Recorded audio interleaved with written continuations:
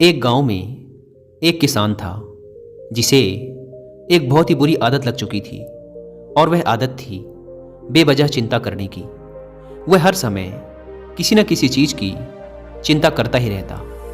वह हर समय सोचता रहता कि कहीं मेरे साथ कुछ गलत ना हो जाए, जबकि उसकी ज़िंदगी में अभी तक सब कुछ ठीक ही चल रहा था। उसके पास एक बड़ा सा खेत था जिसमें अच्छी खासी फसल हो जाती थी। खेती करने के लिए 4 हट्टे कट्टे बैल थे, 2 बैलगाड़ियाँ थीं, एक अच्छा घर था, एक पत्नी और 2 प्यारे बच्चे थे। लेकिन फिर भी वो किसी न किसी अनहोनी के बारे में सोचकर बेवजह चिंता करता रहता। कभी सोचता कि अगर मेरी फसल में कीड़े लग गए तो क्या होगा, अगर आवारा पशुओं ने फसल को बर्बाद कर दिया तो क्या होगा, अगर सूखा पड़ गया या अत्यधिक बारिश हो गई तो मेरी फसल खराब हो जाएगी।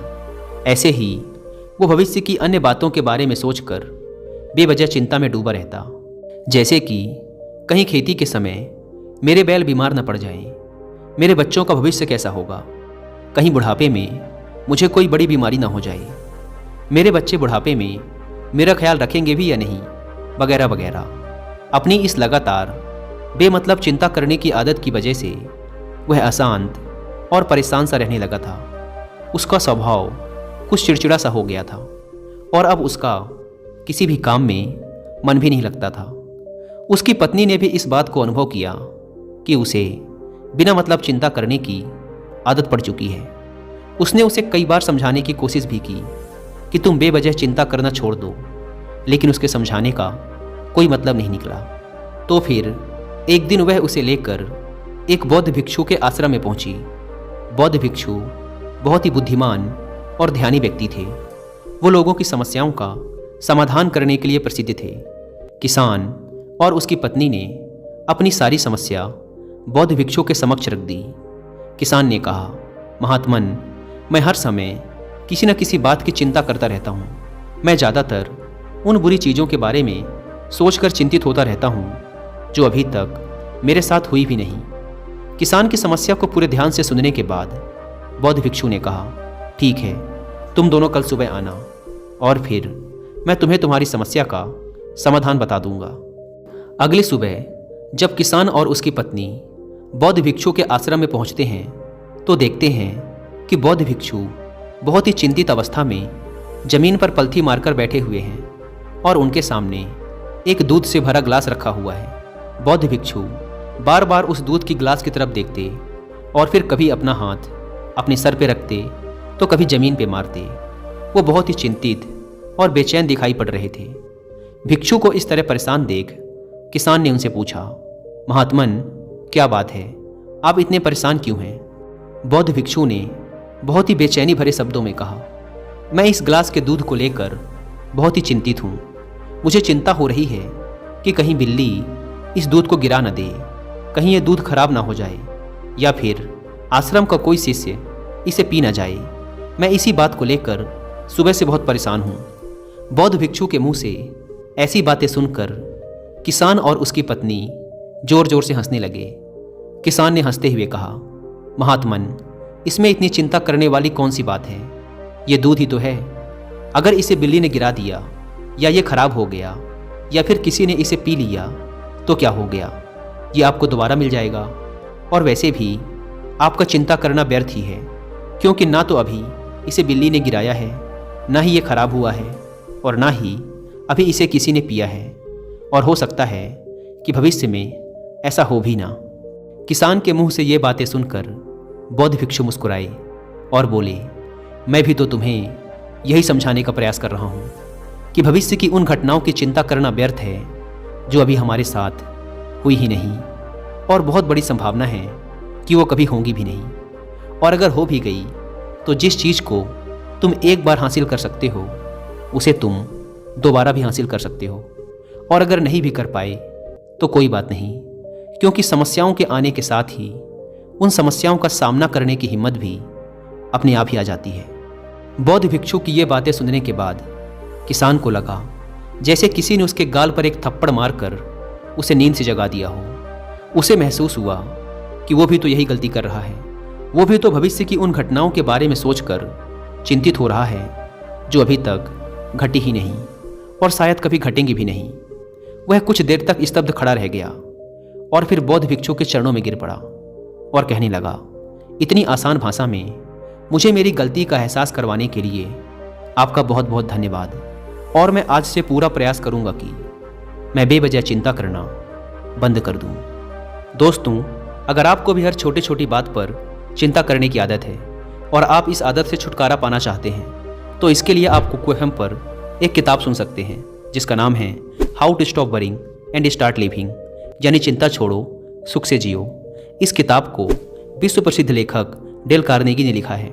इसमें चिंता से छुटकारा पाने के लिए बहुत से प्रैक्टिकल तरीकों के बारे में बात की गई है, जिन्हें अपनाकर आप एक चिंता मुक्त जीवन जी सकते हैं। और कुकू FM के बारे में बात करें तो यह इंडिया का सबसे बड़ा ऑडियो बुक प्लेटफॉर्म है, जहां पर आप 10,000 से भी ज़्यादा किताबों को ऑडियो फॉर्म में सुन सकते हैं, वो भी अपनी मनपसंद लैंग्वेज में। नॉर्मली इस प्लेटफॉर्म के पूरे साल भर का सब्सक्रिप्शन पड़ता है 399 रुपीज़ का, लेकिन अगर आप यूज़ करते हैं कूपन कोड WI50 तो आप में से पहले 250 लोगों को ये पड़ेगा सिर्फ 199 रुपीज़ में, वो भी पूरे 1 साल के लिए। ऐप को डाउनलोड करने की लिंक भी आपको डिस्क्रिप्शन एंड फर्स्ट कमेंट पर मिल जाएगी। दोस्तों, जैन बुद्धिज्म में एक कहावत है, जब तुम चल रहे हो तो केवल चलो, जब तुम खा रहे हो तो केवल खाओ। इस लोकप्रिय जैन कहावत ने कुछ महीने पहले मुझे पहली नज़र में ही इसके अर्थ के बारे में हैरान कर दिया था। और सच कहूँ तो मुझे ऐसा लगता है कि इस जैन कहावत के अर्थ में ही वो राज छुपा है, जिसे अगर किसी ने अच्छे से समझ लिया और अपने जीवन में उतार लिया तो वो चिंता के बंधन से हमेशा हमेशा के लिए मुक्त हो जाएगा। इस जैन कहावत के अर्थ के बारे में हम आगे बात करेंगे, लेकिन उससे पहले देखते हैं कि हमारे दिमाग में किस तरह के विचार ज़्यादा चल रहे होते हैं।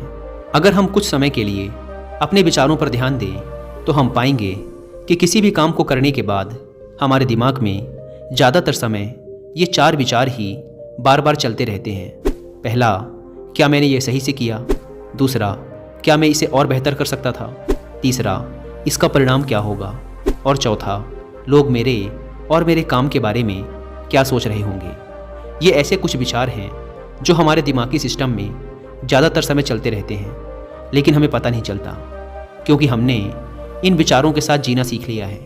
और हमारा दिमाग काम भी ऐसे ही करता है कि अगर हमने इससे किसी काम को कई बार करवा लिया तो फिर ये उसे अपनी आदत बना लेता है और फिर हमारे चाहे बिना भी उस काम को करने का प्रयास करता है। शुरुआत में तो हम किसी भी काम को अपनी इच्छा से पूरे होशो हवास में करते हैं, लेकिन बाद में वो हमारी आदत बन जाता है और फिर हम बस बेहोशी की हालत में बिना सोचे समझे उस काम को किए चले जाते हैं। जैसे कि जब हम शुरुआत में कार चलाना सीखते हैं तो हमें हर एक छोटी छोटी चीज़ का ध्यान देना पड़ता है और हम पूरी सावधानी के साथ कार चला रहे होते हैं, लेकिन जैसे ही कुछ महीने बीत जाते हैं हमारा दिमाग इसे अपनी आदत बना लेता है और फिर हम फ़ोन में बात करते हुए, गाने सुनते हुए या फिर कुछ खाते हुए भी आसानी से कार को चला लेते हैं और हमें इसके बारे में ज़्यादा सोचना भी नहीं पड़ता।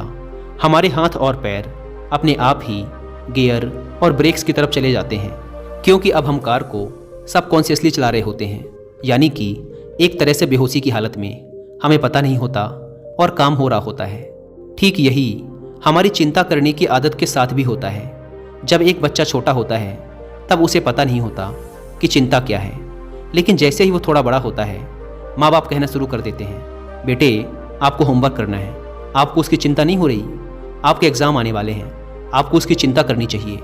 और ऐसे ही ना जानी कितनी सारी चीज़ों के लिए बच्चों के आसपास के लोग उसे चिंता करने के लिए कहते हैं और वो छोटा बच्चा इस बात को मान लेता है कि अच्छा, किसी भी काम को करने के लिए हमें उसकी चिंता करनी पड़ती है और फिर वो भी किसी काम या घटना के बारे में बार बार सोचने लगता है। शुरुआत में तो वो ये काम जानबूझकर करता है, लेकिन धीरे धीरे उसका मन इसे अपनी आदत बना लेता है और फिर ना चाहते हुए भी उसका मन एक ही विचार के बारे में बार बार सोचता रहता है और फिर वो अपनी पूरी ज़िंदगी चिंता के इस जाल में फंस कर रह जाता है। लेकिन अब प्रश्न ये उठता है कि इसका समाधान क्या है? तो इसका समाधान है ऊपर बताई गई जैन कहावत का अर्थ, यानी जागरूकता। हमें अपने विचारों के प्रति जागरूक होना पड़ेगा। हमें थोड़ी देर रुककर इस बात पर ध्यान देना होगा कि कहीं हम ना चाहते हुए भी एक ही घटना के बारे में तो बार बार नहीं सोच रहे।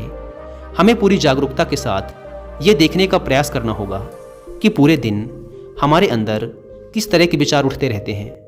अब आप पूछ सकते हैं कि केवल जागरूकता क्या करेगी। मैं कहता हूँ यह काफ़ी है। यह मन को शांत करने के लिए पर्याप्त है, मन को अपने स्वभाव का एहसास कराने के लिए पर्याप्त है। और जीवन में जागरूकता लाने का सबसे आसान तरीका है ध्यान करना। ध्यान करने के दौरान अपने विचारों पर ध्यान देना। और जब आप पूरी जागरूकता के साथ अपने विचारों पर ध्यान देना शुरू कर देंगे, तब आप पाएंगे कि आपके मन में चलने वाले गैर जरूरी विचार एक एक करके अपने आप ही गायब होना शुरू हो जाएंगे। और फिर आप अनुभव कर पाएंगे एक आनंदित और शांत जीवन का। दोस्तों, उम्मीद है कि आपको इस वीडियो से बहुत कुछ सीखने को मिला होगा और अपनी चिंता से छुटकारा पाने के दूसरे बहुत से तरीकों के बारे में जानने के लिए आप कुकू FM पर how to stop worrying and start living book की हिंदी में ऑडियो बुक सुनना ना भूलें। और 50% डिस्काउंट के लिए आप WI50 कूपन कोड का इस्तेमाल भी कर सकते हैं। धन्यवाद।